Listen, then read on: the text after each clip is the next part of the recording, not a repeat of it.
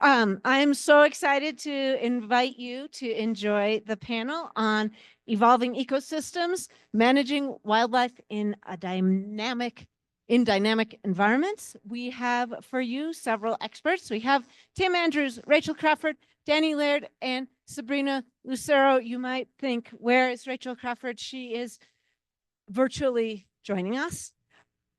This is an especially exciting panel because all of these students are employed students, meaning that they are earning an MEM and MSE, which, wow. And three of our students, Andrew, Sabrina, and Rachel, oh, is that the right? No, yeah, Rachel, three of them are from the first cohort ever of MEM, MSE together, and one from the second cohort of employees. So that's pretty awesome. Quick reminder about timing. We start out with a 5-minute panel introduction that pulls everything together for us. Then each panelist will have 15 minutes. The first 12 of those minutes, they're going to be presenting their material. We're going to learn awesome stuff. Then there's 2 minutes of Q&A and 1 minute to transition to the next panelist. Once each of our 4 panelists have presented, then we'll have a 10-minute Q&A directed towards all of our panelists while they sit professionally next to that gorgeous plant right there. So one more reminder is when you come up with all of your questions, because you're so excited by all the stuff you're learning, scan one of those QR codes. There are zillions on the banister, on the backs of chairs, on the walls. Submit your questions there on your phone, and then we can come up here and ask them to our folks. And without further ado, let's welcome our panelists.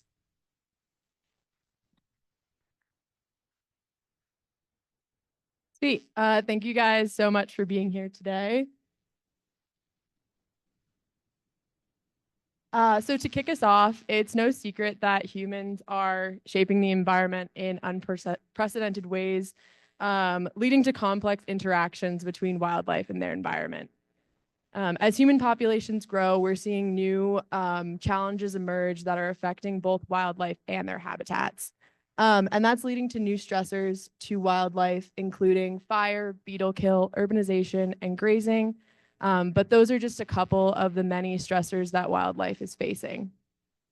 And it's important to remember that these pressures aren't isolated, and they're often compounded with the effects of climate change. And these stressors compounded with climate change leads to even greater challenges for management.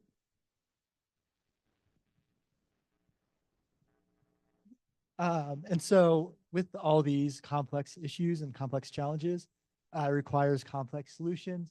One of them being, these very context specific management options. And, this approach allows us to attempt solutions, look at the results and refine our current approaches and be able to be adaptable as the situations and circumstances continue to change.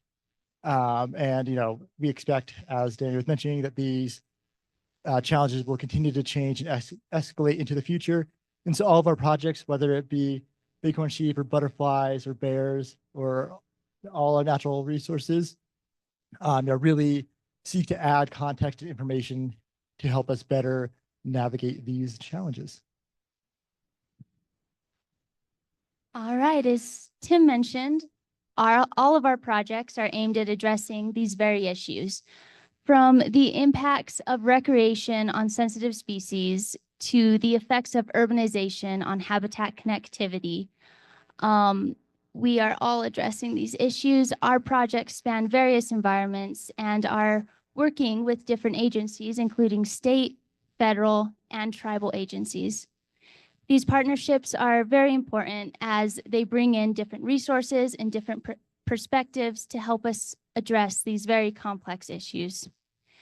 And with that, I'm going to pass it over to Rachel, who has her part pre-recorded. just kind of picking up where Sabrina left off here.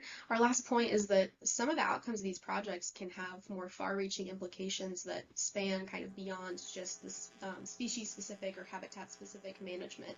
And so something that we're kind of exploring and we'll talk about a little bit in our projects is opportunities for influencing broader conservation efforts, maybe even policy development, future research, and that sort of thing. But really the first step is to kind of begin to understand the relationship between human activities and wildlife in kind of this era of change at the landscape level. And in doing so, we can then begin to inform better management practices across a wide variety of ecosystems like those that we all studied and worked in for our projects. And so with that context in mind, we'll dive right into the first presentation, which is mine. And all right, and I'll get us started off here. Thanks for bearing with us with the virtual option. My name is Rachel, and I'm a dual master's student in the Employees program. And today I'll be talking about my involvement in a natural resource condition assessment for Mesa Verde National Park. All right, so what exactly is a natural resource condition assessment, or NRCA? Well, it's basically a report that comes out once every 10 years for each national park in the system, and it's meant to kind of define the status of a set list of resources that the park has identified as important to that particular location. And so we're really interested in giving kind of an update on various trends and how these resources have changed or been affected over the past 10 years, in addition to kind of identifying areas that could use a little bit more research or management going into the next decade. And so in the end, the kind of final goal is to compile this information into a big report that is then delivered back to the park managers, and then it's also made available for the public to access as well at the end. And so in September of 2023, I joined a 5-person team and began working on the NRCA for Mesa Verde National Park, which is located out by Cortez in southwestern Colorado. And I worked pretty closely with folks from the nonprofit Conservation Science Partners, and that was the organization that was kind of contracted to carry out this report. And so I'll kind of just walk you through an outline of the steps of the process of an NRCA. And so the first is to identify the focal resources for a particular park, because they change obviously based on the location. And so to do that, we spent a lot of time compiling a sort of database of folks who have worked in and around Mesa Verde, who have done research there, have ties to the land there, that sort of thing. And then we invite everyone into a big room in what we call a scoping meeting, where it's kind of just getting everyone to put their heads together to hear opinions on which resources should be priorities for our report and why. And so 34 people attended our scoping meeting back in September of 2023. And these are folks ranging from academia, state and local government, nonprofits. And we then kind of put our heads together and decided a set of 6 resources that would be the focus of the 2024 Mesa Verde NRCA. And so those were avifauna broadly, but basically just birds in Mesa Verde, the Mancos River. We were looking at rare and endemic plants, big game, specifically deer and elk, upland vegetation systems, and then seeps and springs, which are kind of these small aquatic microclimates that are pretty important in an arid environment like Mesa Verde. And so those were the areas that we planned on focusing on in our report. Okay, so the next step after the resources themselves have been identified is to determine the biggest drivers of change across the board. And in some cases, these drivers of change can actually be elevated to the status of stressors based on if they have a negative relative impact to these resources. And so within Mesa Verde, those drivers of change are uncharacteristic fire activity. Mesa Verde has experienced really unprecedented change in fire regime in the past couple decades, so that's a major one. And then other impacts of climate change like long-term drought, as well as the spread of non-native plants. And so once the stressors themselves have been identified, we can then carry out our report based on how they've affected our focal resources over the past 10 years. So a key component of an NRCA is this condition rating table shown here. And this is at the end of each resource chapter. And it's based on an extensive literature review, a bunch of different analyses, and then we then assign a condition rating to various aspects of our resources. And so you can see here that we rated passerine population growth rate from 2008 to 2022 as fair based on some of the findings of this component of the report. And then in some cases, when we don't have enough data, we run a gap analysis, and that's kind of where we highlight knowledge gaps that should be addressed in the following decade leading up to the next report. So the last stage is to write up an entire management recommendations chapter, which is sort of a summary of next steps that we deliver to the park. And this then serves as a guidebook for research and management goals, conservation goals, that sort of thing for the next 10 years.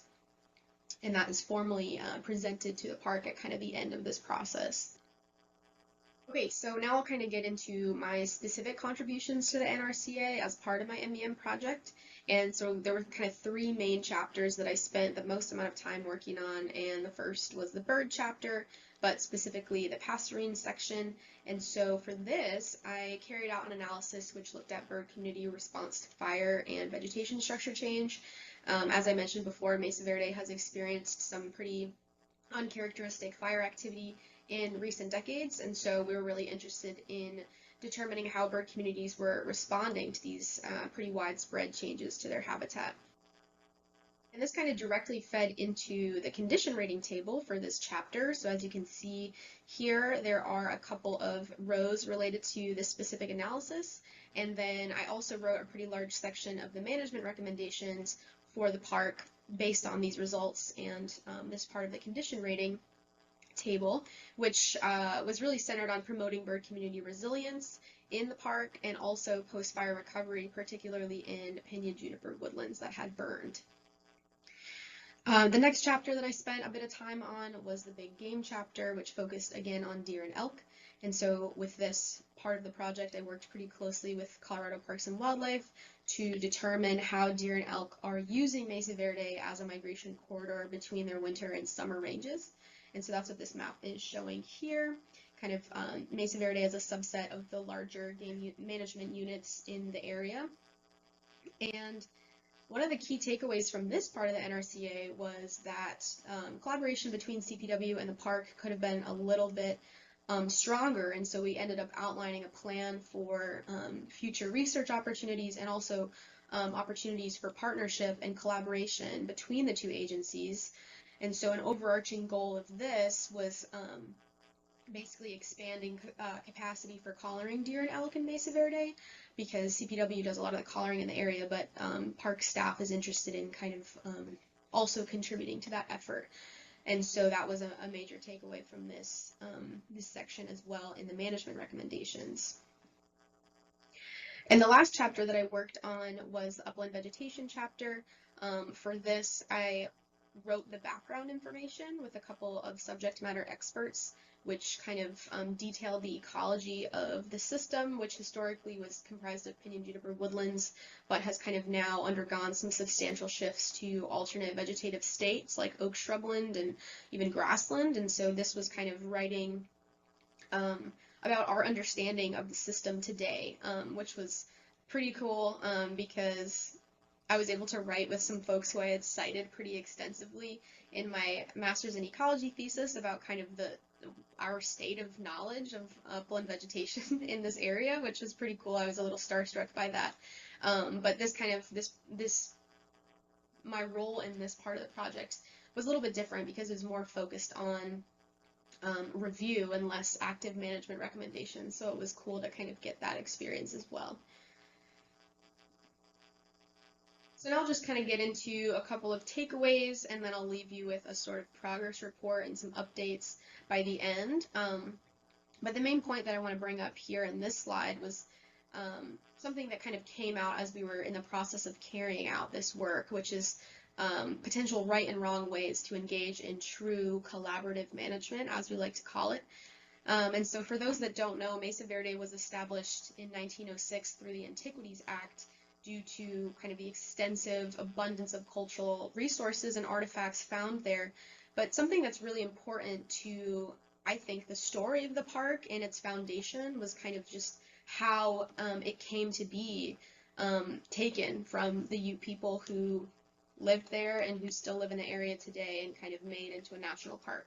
And I think we discovered in the process of writing the NRCA that it's pretty easy to acknowledge problematic history and to address it briefly in terms of how our national parks came to be, but in some cases the history really needs to be spelled out in greater detail, and that's what we ended up doing in the NRCA.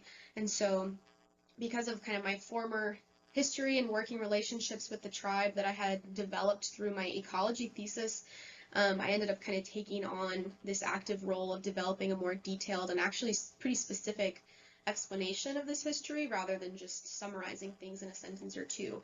And so for this, I worked really extensively with the tribe and was working with some cultural elders and members of the tribal council to kind of represent this narrative the best way that we could. And so this ended up becoming a whole section in our introduction that was really designed to inform readers about the park tribal relations. And I think this kind of set the stage for the true collaborative management that might be able to take place in the next 10 years as we kind of continue to hope to strengthen the relationship between the park and also tribal members who have a huge role in conservation of the area as well, and a huge tie to the land. And so yeah, we learned that it's important not to just check a box, especially when we're engaging in management of what is truly stolen land.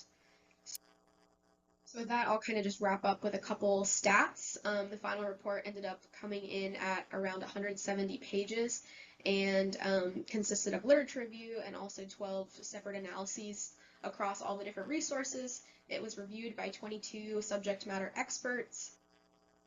And in January of 2025, it received final approval from Mesa Verde staff, the tribe, and also the kind of larger overarching NRCA program staff. And so at this point, we're just awaiting final publication and formatting and all of that sort of thing. And it should be available on the NPS IRMA data store very soon. So I'll wrap it up here with a thank you to my MEM advisor, Dr. Brooke Zanatel, as well as my two community sponsors, Allison from Conservation Science Partners and Paul from Mesa Verde. I am not able to take questions after this recording, but if you want to scan the QR code, you can send me a direct email or you can just email me at this address here. I also will be in Gunnison at the end of this week, and so if you'd like to connect in person or chat about the project, I am more than happy to do that as well. But thank you all for listening so much and for being here, and I will now hand it over to Tim.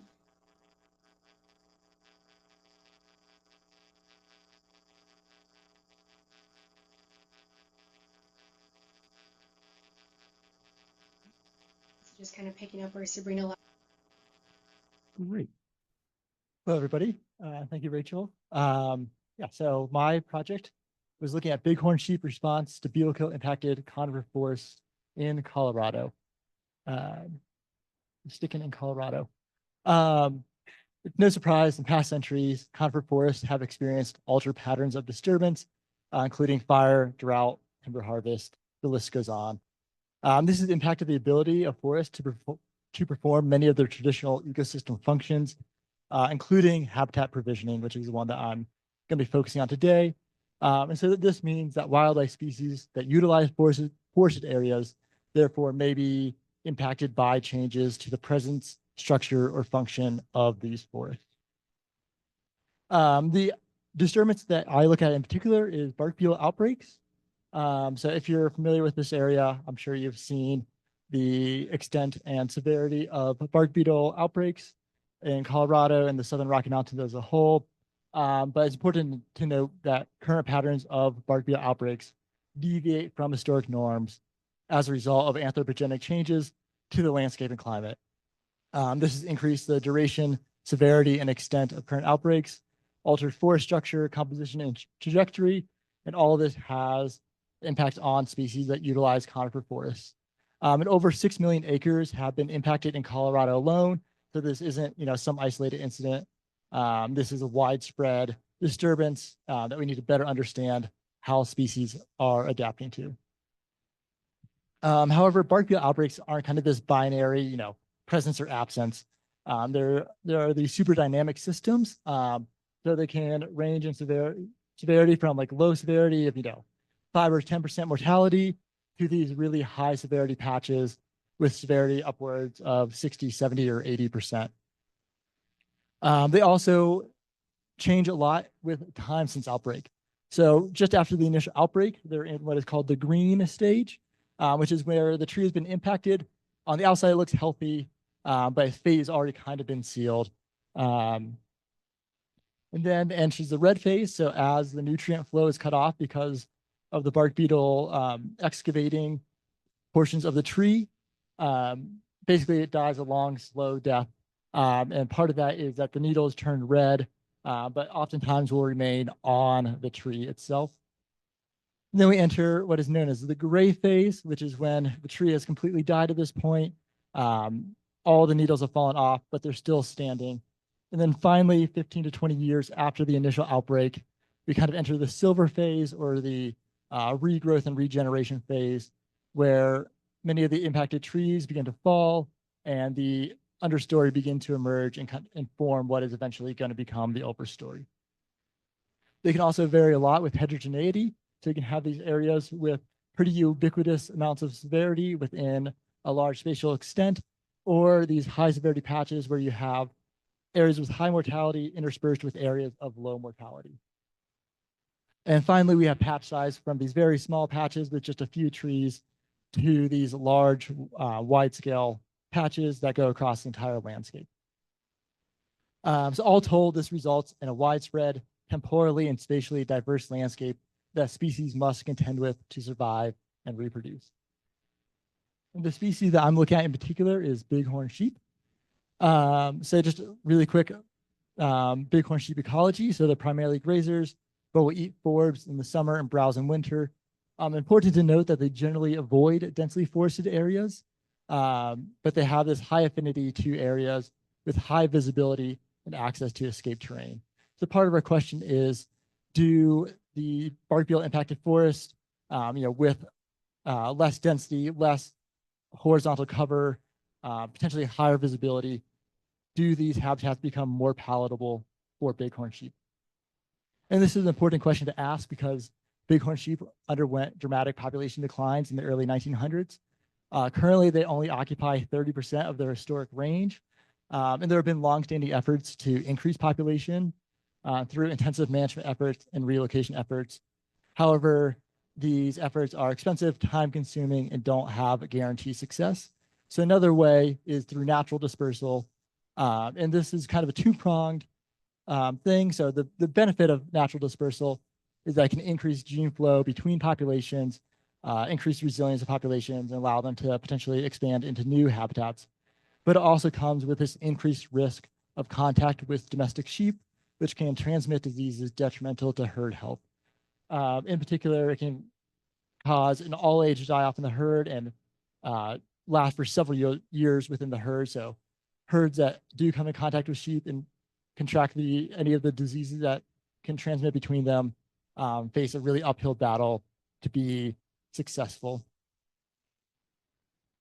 So kind of our three questions that we are kind of framing when looking at this research is how do bark beetle outbreaks in forest impact space use by bighorn sheep? Do they facilitate or discourage the use of forest?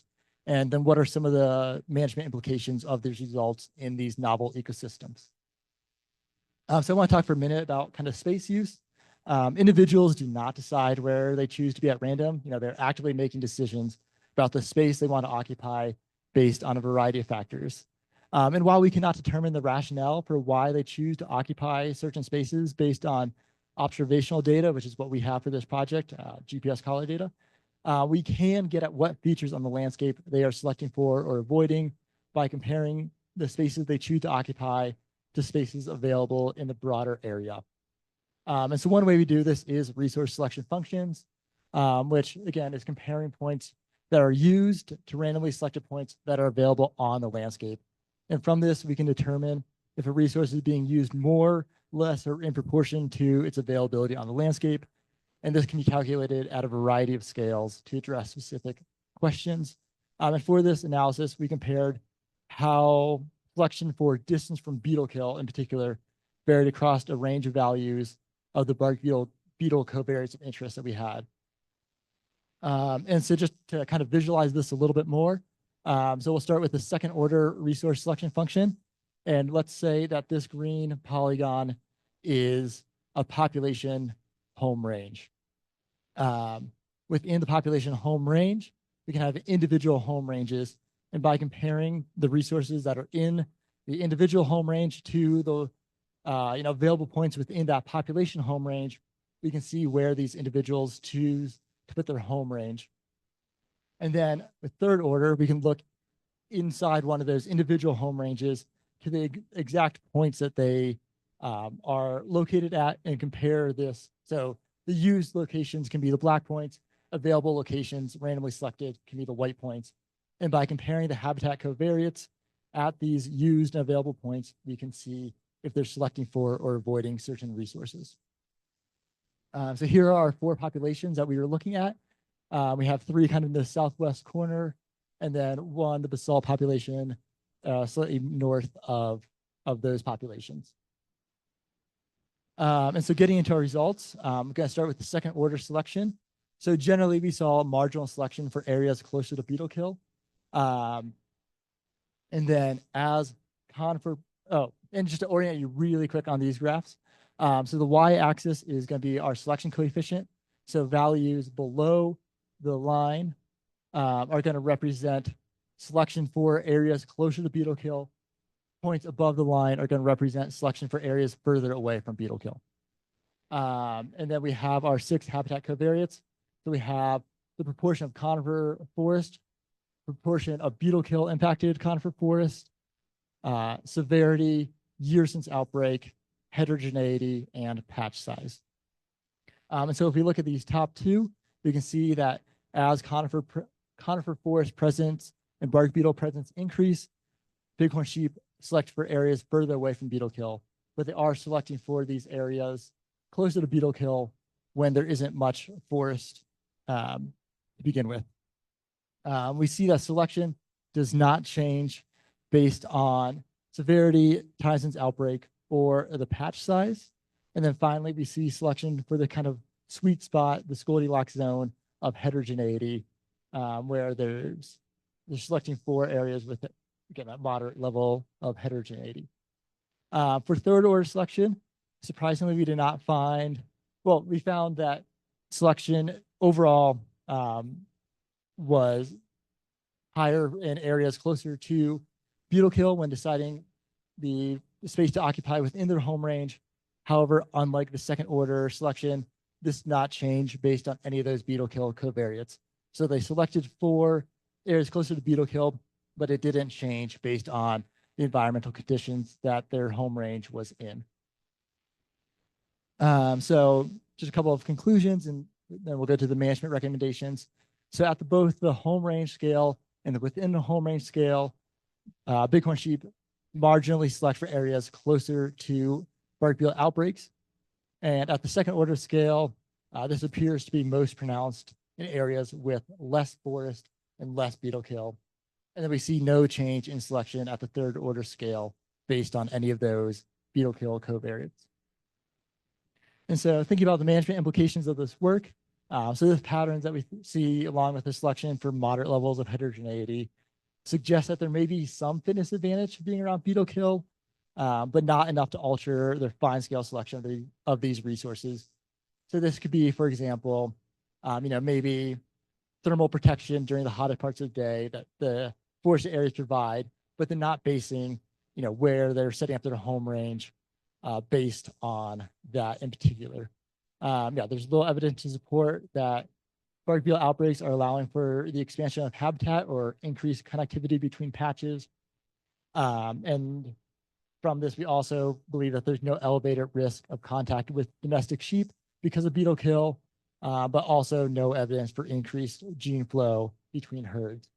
So it kind of falls in line with some of the tools, such as the bighorn risk of contact tool, which kind of has these thresholds for defining bighorn sheep habitat when calculating the risk of contact with domestic sheep grazing. With that, I'd like to thank my advisor, Madeline Vanderkirk, my committee member and community sponsor, Kevin Blecka, as well as Jonathan Coop, all the wonderful people who provided the data for this project, as well as the employees program in Western Colorado University.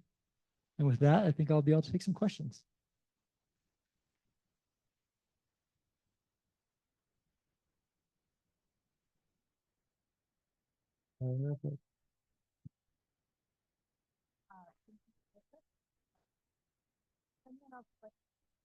Please use the QR codes around the room.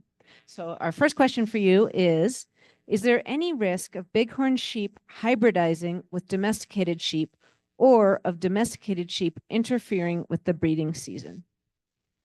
Not that I know of. That's a great question. I don't think there's any evidence of, kind of hybridization or breeding between them. I think also part of that too is that for the grazing allotments, I believe their sheep are traditionally pulled off before the breeding season for bighorn sheep is in full swing. Thank you. Our next question is applicable to everyone, actually. So one of the goals for employees and the employees program is to bridge science with management. How has this played out in your own graduate work? Yeah. So obviously, a project like this has kind of some really well built-in management implications. So part of the work that's done for the MEM and the employees program is kind of communicating and conveying this information to public land managers such as the Forest Service or BLM, who are really the ones that are setting the policy and kind of implementing the science that we're doing. And so by being able to go directly to them and say, hey, here's the work I've been doing, I think it could be a really benefit to how you manage these lands, and what you do with them. I would say in particular, one of the areas that I was been most excited to explore and continue to explore is fire. So we have all this beetle kill on the landscape, but there's kind of this question of what do we do with it? How do we manage it? And so part of the work with the bighorn sheep, and I've also done similar analysis with elk and mule deer, is there a time where beetle kill kind of becomes this detrimental resource where it can be actively managed, thinned or harvested without any detrimental effects to the wildlife? Well, that leads us to probably our last question. Do you have any insight of beetle kill impacting any other wildlife species? So you mentioned a couple, but if you want to add to that. Yeah. So the two that I can speak, most relevantly to are mule deer and elk. And so another part of my analysis was looking at those species in particular. And we do see kind of this stronger response with mule deer and elk. Again, it's kind of this nuanced process where, certain like time since outbreak ranges and severity ranges are beneficial. And I would say generally, kind of if we want to make a blanket statement, generally that kind of 10 to 15 years after outbreak is when we see negligible use of beetle kill impacted forests. Perfect. I'll pass. Woo.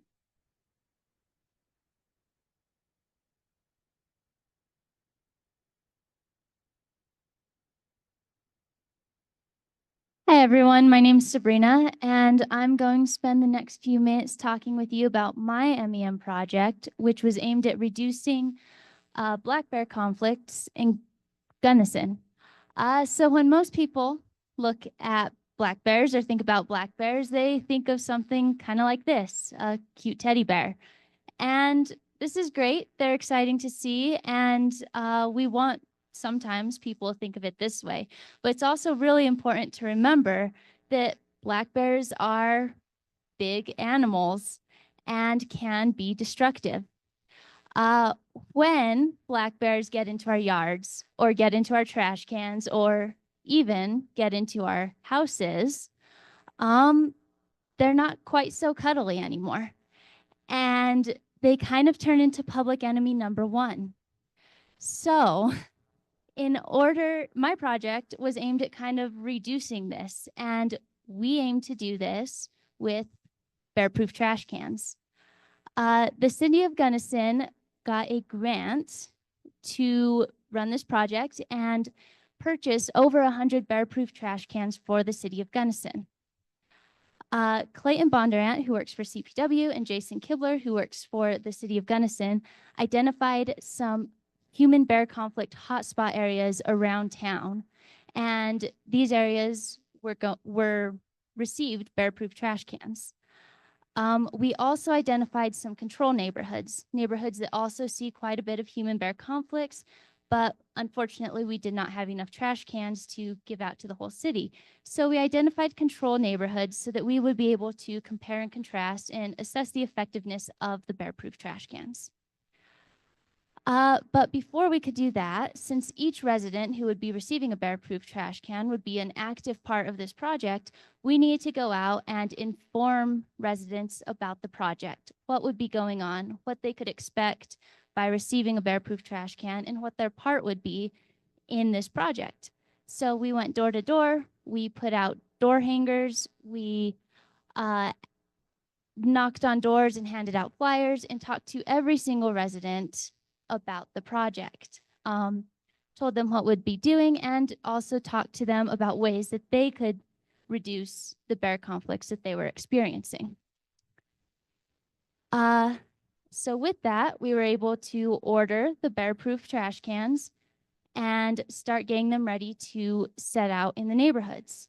But one thing we wanted to do first was make reporting bear conflicts a little bit easier for residents.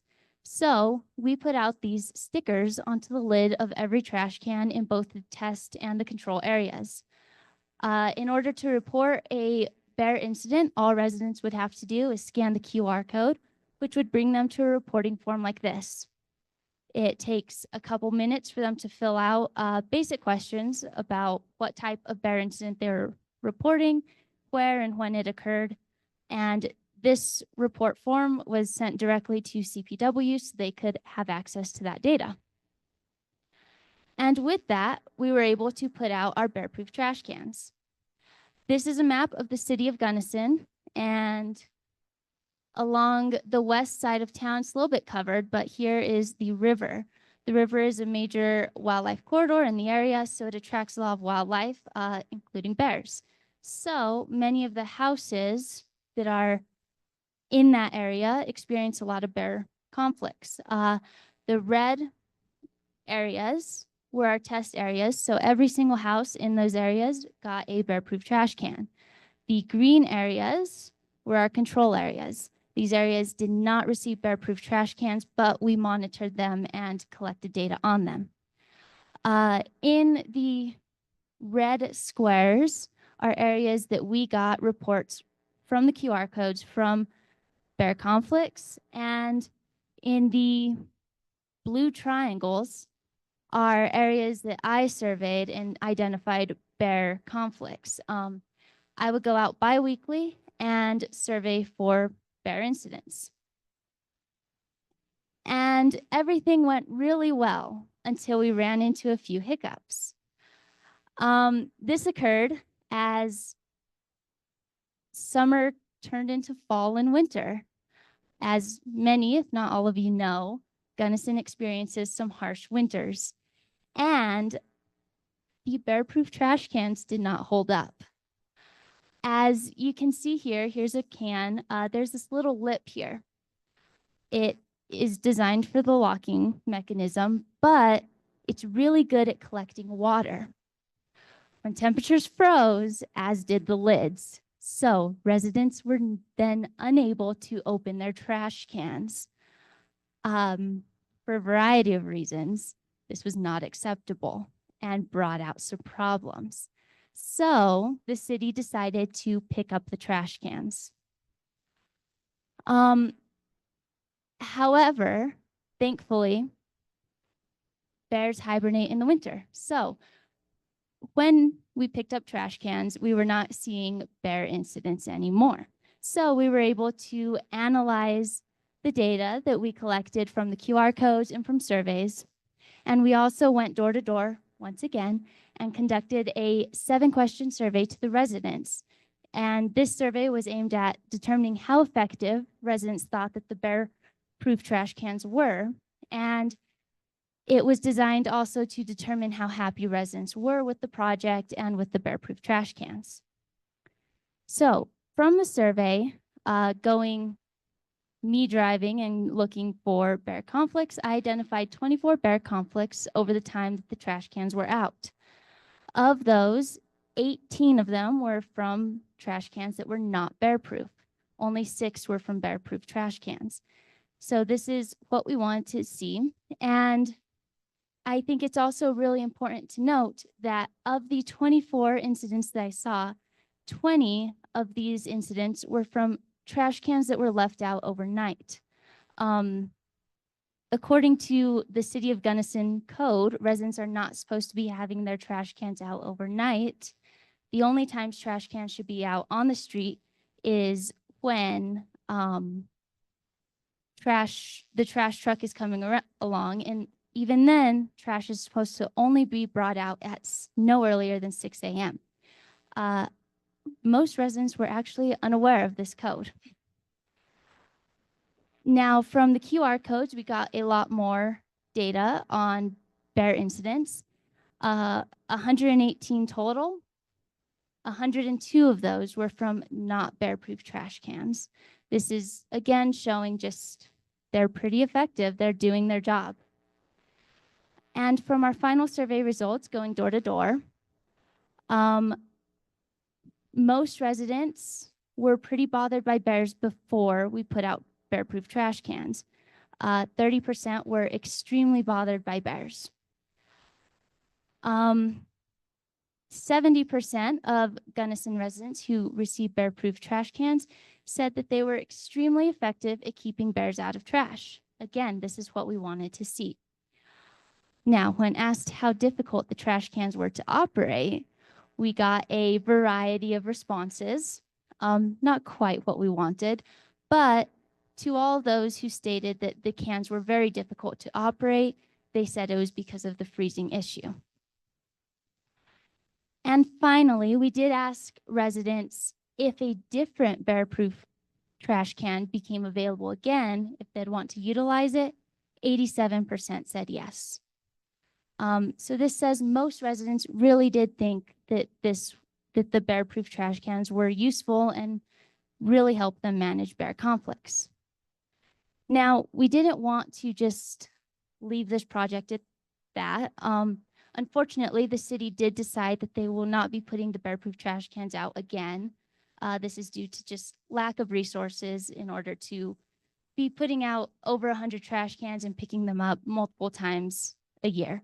So we teamed up with a group of Western Colorado University graduate students who helped us create a curriculum for elementary school students. This curriculum includes background information on black bears for the teacher, a PowerPoint lecture for the students that talks about what black bears are, what they do, and ways that students can learn to reduce human-bear conflicts. And this curriculum also includes a little activity plan for the students to get some hands-on with the projects. So to wrap up, we did learn a lot. We had a lot of ups and downs with this project. One thing that we learned, unfortunately, was that there is a really big need to test the trash can in our local environments before large-scale implementation. We also learned and verified just how important public compliance is. The majority of bear incidents involved non-compliance with city codes. As I mentioned before, most residents were unaware of these city codes, and this leads us into our next point about public education campaigns and consistent policy enforcement. These are critical to ensure that residents are aware of and follow the best practices for reducing human-bear conflicts. And the challenges and successes of this project highlight the need for adaptive management. We had a lot of twists and turns and had to adapt to this. And with that, I'd like to thank the City of Gunnison, Western Colorado University, and CPW, along with Madeline Vandekirk, my advisor, Jason Kibler, Clayton Bonderat, the Western students who helped develop the curriculum, and different volunteers that helped along the way. And with that, I'll open the floor to a few minutes of questions.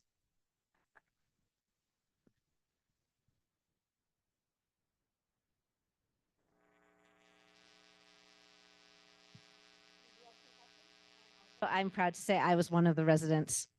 So my first question on here, after the research, have you and your team considered a new design for the bear trash can? When will it be available for mass distribution?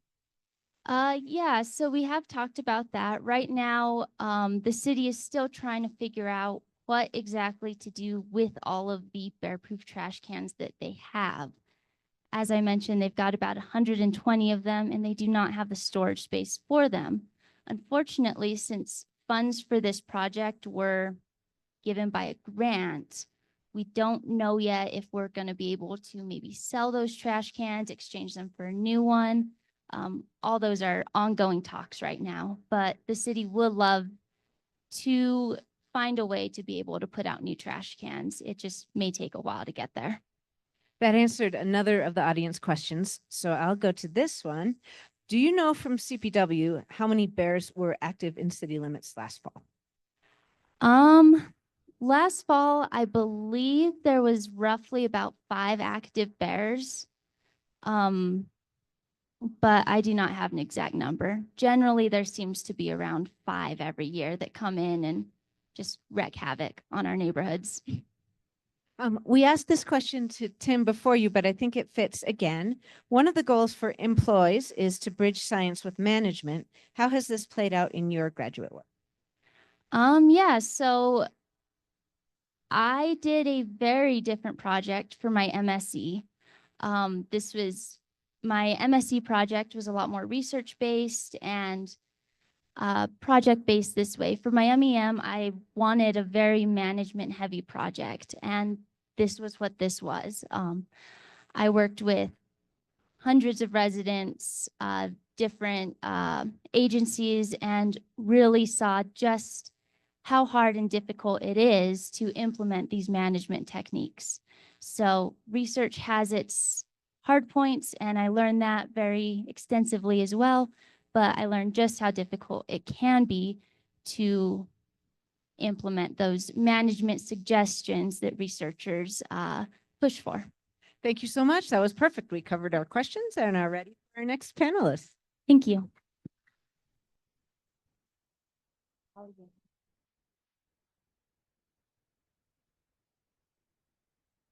Sweet. Thank you guys again for joining today. My name's Dani Laird, and I'm going to be talking about endangered species recovery, particularly the UFB project, which works on recovery of the Uncompahgre fritillary butterfly. This project, for me particularly, is ongoing, unlike my panelists. So if I'm talking a little bit into the future, it's because I will still be working on this in the coming months. So the Uncompahgre fritillary butterfly, or UFB, is an alpine endemic pollinator. It's endemic to the San Juan Mountains in southern Colorado. It was first discovered on Uncompahgre Peak, and then there were 12 additional colonies that were discovered in the coming years. It's an alpine specialist as well. It requires really specific habitat requirements. In particular, its distribution is tied to its host plant. And then it's also has very particular requirements for its colonies, including elevation, soil moisture, and a number of other factors that are really easily shifted within like changing environments. It was federally listed endangered in the 90s, and then brought upon the UFB project, which focuses on recovering this species. So this project is a collaboration between Fish and Wildlife Service because of the Endangered Species Act, U.S. Forest Service, and BLM because their colonies are located throughout the San Juan, which is scattered with BLM and Forest Service land. And then Western Colorado University has been partnering on this project since 2003 to monitor each of the colonies and do population estimates at 3 in particular. Oh, sorry. I'm going to explain this a little bit more. So within the San Juans, we have 2 study locations that are disclosed and really identifiable by the public. It's Uncompahgre Peak and Red Cloud Peak. And those are where we're doing some of the population estimates. As a lot of you guys probably know, these are really popular hiking destinations. And then Uncompahgre Peak in particular is a host to sheep grazing, domestic sheep grazing that's permitted by the U.S. Forest Service. The third colony is undisclosed. That's a requirement from U.S. Forest Service, but that's mostly because it's a little less accessible to a lot of recreators. So it doesn't get visited very frequently. There's no sheep grazing there. And it has also seen some of the most drastic declines in population levels in recent years. So for conservation concerns, there's a number of concerns that managers are watching out for with the UFB. Partially climate change, also they're small and isolated populations. They're not particularly good dispersers, and they stay in their home colony for the entirety of their life cycle. This makes them considered to be a sedentary species. They are also subject to severe weather changes as well as collection pressures initially. And then a lot of managers are really focused on grazing concerns in particular. So grazing concerns seem to be one of the most predominant threats, but also one of the least studied threats for this species. You can see there is both domestic and wild grazing that goes on in this area. The left picture is some sheep grazing that occurs in the San Juans in these alpine zones. But this right image is from our third location, Colony C, which sees no sheep grazing, but there has been visible vegetation disturbance over the years. And a lot of anecdotal reports from crew members note an elk herd that resides nearby.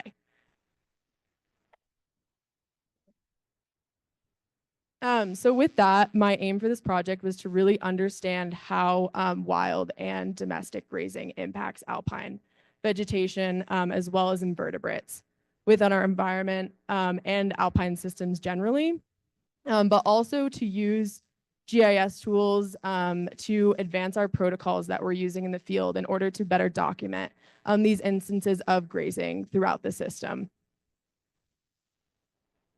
So to begin with an understanding of the literature, I had to cast a pretty wide net. There isn't a ton available, especially not in the US, on how grazing impacts the environment, particularly for domestic sheep or domestic grazers in general. A lot of it is European sources. And then there's even less available literature for wild ungulates. But overall, most of these systems noted, or at least most of these studies that I found noted that in systems where grazing is historic and these ecosystems evolved with grazing, a low intensity level of grazing is actually beneficial to the ecosystem. So to get into specifics, domestic grazers can have a range of impact on these ecosystems. Most notably at any level, high intensity or low intensity, there was an increased amount of shrubs, so an increased variation of forbs, whether that be grasses or shrubs or flowers. And then there was also an increase in bare ground cover, which allows for more species to integrate into that system, vegetation species.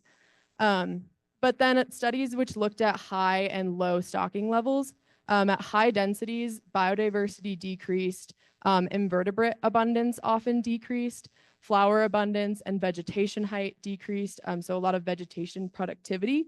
And then there was increased soil compaction, although not very many studies looked into what that increased soil compaction might have actually been doing to the system.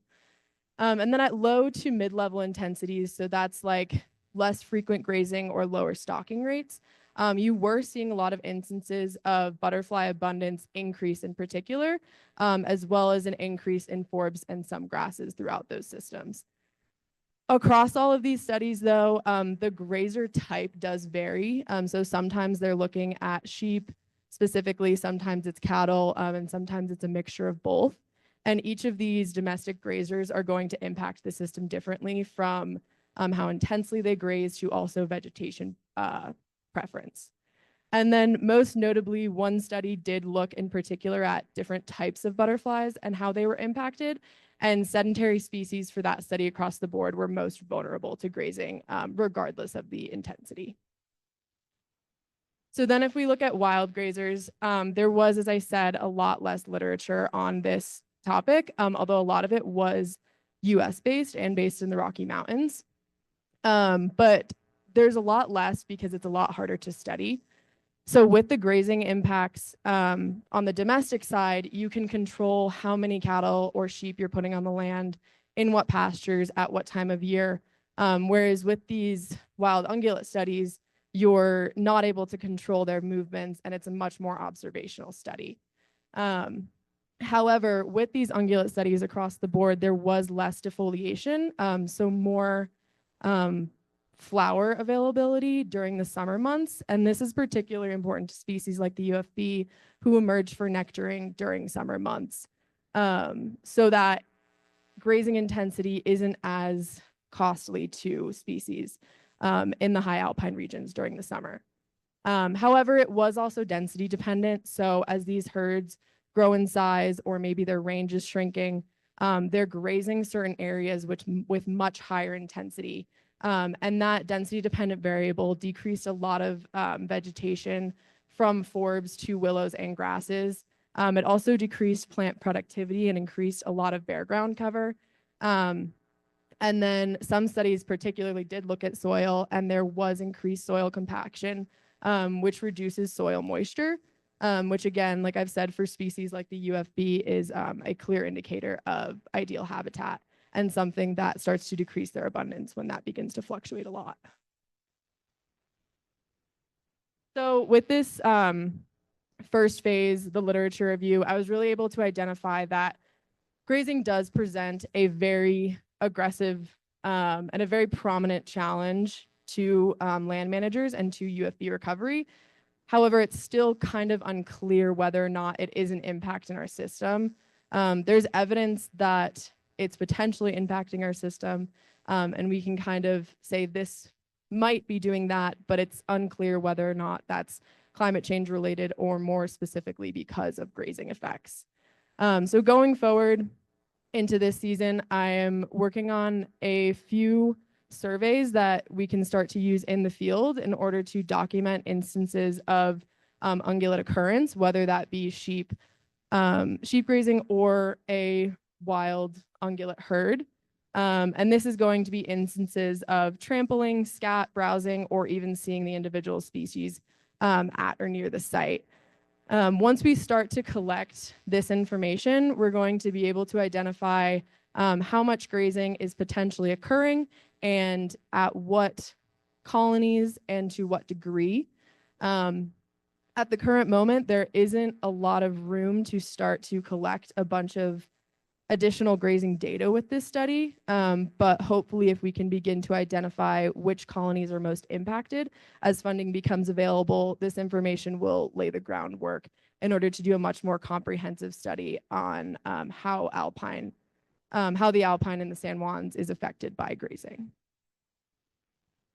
And so with that, I would like to thank a number of folks, the Clark School for their support during my first year of this program, my project partners, they continue to fund and make fieldwork an opportunity. I've had a number of field technicians with me last summer, and then all the field technicians that were collecting a lot of this data prior. My advisor, Madeline Vandekirk, and the UFB project PI, Oliver Wilmot, have been incredible resources and continue to be. The Haley family, who will be helping support fieldwork this summer, and then just everybody in the room and peers and family. I don't have a question slide.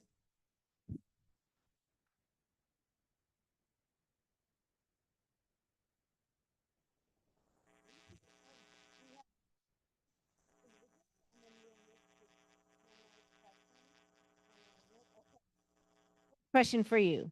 Depending on future research findings, if grazing does negatively impact the UFB in the Uncompadre Peak area, would USFS need to change this policy per ESA? Makes sense? Yes. Okay, thank you. It's a lot of acronyms in this project. I can't specifically say whether or not they would I would assume they would be required to change policy. They have already begun to identify areas where the UFB is present.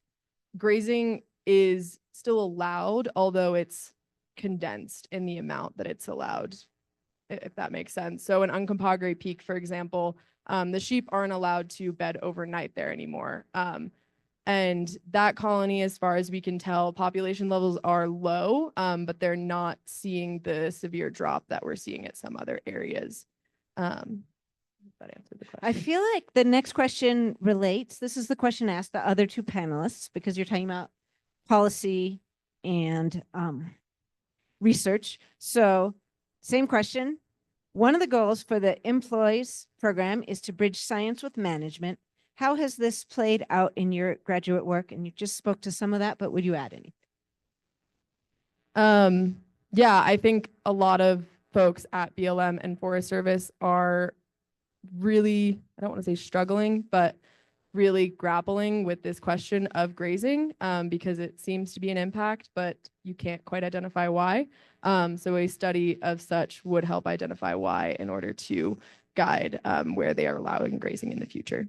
Thank you. And has there been any work done on transplanting eggs or caterpillars to suitable habitat patches?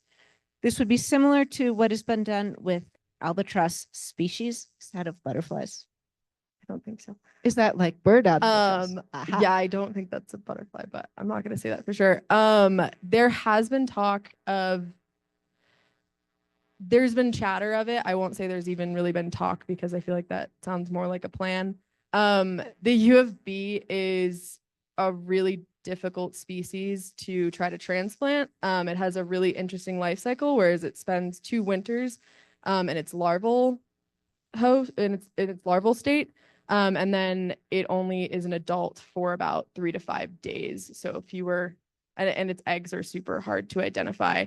And then to also compound all of that, we're still not entirely sure why UFBs are present in certain areas over others. There's a number of habitat characteristics that have been identified, but just because those characteristics are present doesn't necessarily mean you're going to find UFBs. Well, thank you so much. If you would join your panelists over here. Now, oh yes, hooray. That was awesome. I hope you all learned as much or even more than I did. And meanwhile, folks in the audience, if you could transition from individual questions, or if you have questions that individuals didn't have time to answer, I would love to see some more questions pop up on my Slido here. So questions for the panel as a whole, or questions for individual panelists. I believe they're rolling in. Group question. Okay, ready? Most of your work requires a lot of time in outdoor field work. What's the most challenging aspect you've encountered?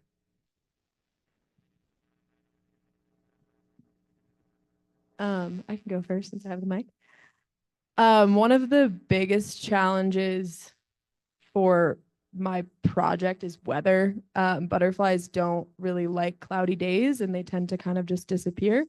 So that again makes it really challenging to plan field work and have enough time to collect all the information that you need out there, as well as road conditions. Nelly Creek is kind of gnarly. I was fortunate enough that my project, I was able to use historic color data from Colorado Parks and Wildlife. So didn't actually do any field work for that project in particular, but I've done plenty of field work for other projects. And yeah, I have to say, weather and road conditions and just all like the logistical challenges of doing that work out in the field really add up, especially, in a place like Gunnison where there's so much public land and so much kind of really rural, not often accessed areas. Can be challenging to get to, and doing the work that you need to do in them. Yeah, I can compile onto this and back what Tim and Dani said, at least from my MSE project, but as far as my bear project goes for the MEM, I didn't do a lot of field work for that, but I did going door to door and talking to over 100 residents on a regular basis, I found to be very challenging. There are only so many bear stories that you can hear. Gets hard. Okay, that's awesome. This next question to me connects to the conversation in the first panel this morning about the current administration and how it affects one's work. So the question was for everyone. It says, do you foresee the current administration changes impacting any of your study species? And if so, how? I guess I'll start. At least for black bears, there will always be human-bear conflicts, and generally, state agencies manage that. So hypothetically, the current administration will not impact human-bear conflicts in town. Yeah. I would say like in terms of, what we do with the information from my project, how do we manage forest based on that, or how do we, modify habitats, or how do we, decide where to do relocation or efforts or things like that. Like all of that obviously requires funds, and some of it, some of those efforts are overseen by Colorado Parks and Wildlife, who are theoretically a little bit more insulated from changes from the current administration. But for things like forest management, prescribed burns, thinning, things like that, most of that would come from the federal agencies like the BLM and Forest Service. And obviously, there is a lot of funding uncertainty at the moment that for those agencies, and so efforts like that just may not be prioritized. And then you get these kind of older habitats, older beetle kill impacted habitats, which we see kind of has a negative effect or a negligible effect on the species that I've looked at, and potentially worsening habitat conditions into the future if we don't do anything now. Fortunately, my project is under the ESA, which is a lot harder to unravel than potentially some of the other agency funding. That said, a lot of these agencies are seeing massive budget cuts. We have a lot of folks who are really excited to keep this research going. The UFB project has been over 2 decades of data collection, and folks really want to see that happen into the future.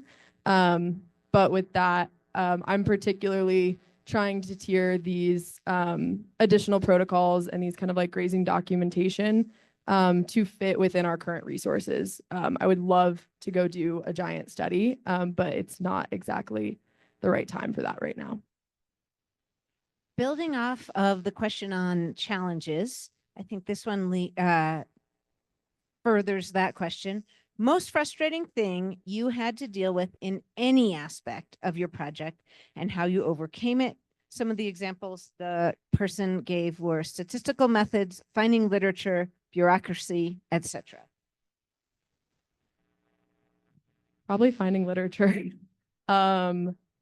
Like I said, there hasn't been a lot of grazing studies done in the US, and most of them are done in either grassland or sagebrush steppe.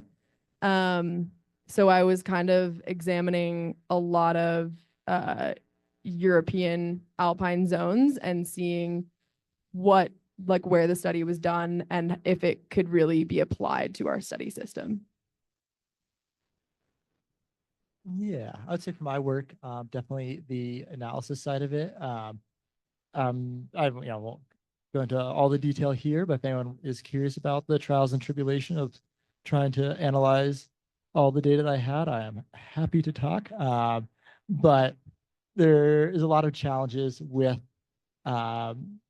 data that's comes across multiple years, multiple populations, and a lot of our covariates that we're interested in are kind of context specific. So like, beetle kill mortality doesn't really have a value outside of a beetle kill impacted forest. And so how you handle that data has presented a lot of challenges, and there's a lot of data to work through. Yeah, for my project, I would say our lids malfunctioning was rather frustrating.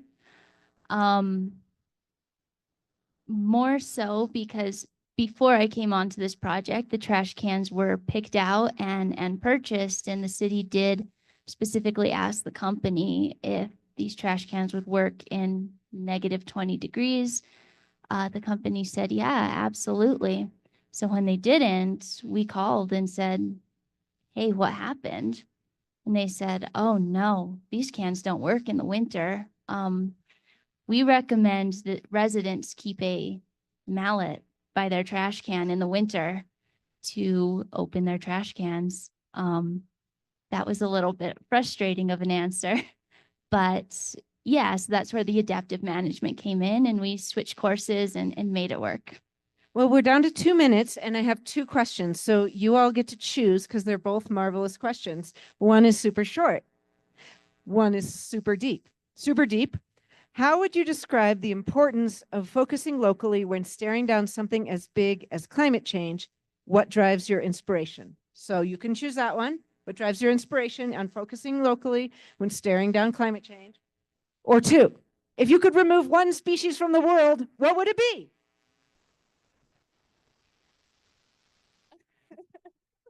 You could pick one or the other or neither or both. I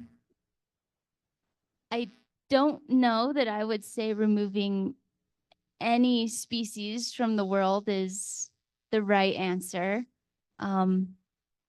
But reducing some species in certain areas is always beneficial. Ticks for sure. Yeah. I don't think anybody's worse off if we don't have any ticks. But real quick to address the second or the, I guess, longer first question. I do think that, you are able to have the influence and the capacity to work in the area that you're in. And, so much of the problem solving that we're going to do is having people in every area to work on their piece and, come to, just like little building blocks to kind of build the future that we want. So yeah, I think, that draw a lot of inspiration from having a positive impact in the area that you're in.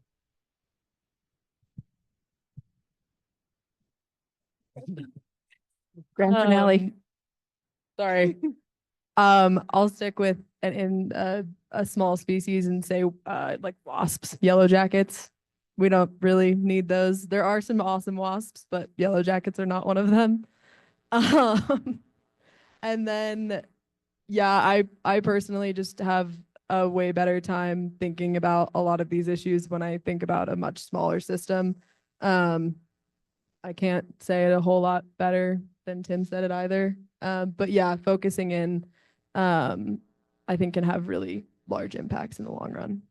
Well, let's give our panel a round of applause. That was awesome. Thank you so much.